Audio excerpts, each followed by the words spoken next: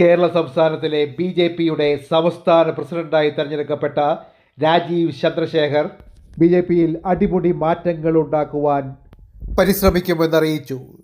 ശോഭാ സുരേന്ദ്രന് താക്കോൽ സ്ഥാനം നൽകിയേക്കും. PC ജോർജിൻ്റെ മകനായ ഷോൺ ജോർജിനെയും സംസ്ഥാന നേതൃത്വത്തിൽ പ്രധാനിയാക്കും. NSSൻ്റെയും SNDPയുടെയും താൽപ്പര്യങ്ങൾക്കും മുൻഗണന നൽകും. ഗ്രൂപ്പിൻ്റെ കരുത്തിൽ നേതൃത്വത്തിലുള്ളവരെ തൂത്തെറിയുമെന്നും പഴയ ജനസമ്മതിയില്ലാത്ത പല നേതാക്കന്മാർക്കും പുറത്തു പോകേണ്ടി വരുമെന്നും അറിയിച്ചു.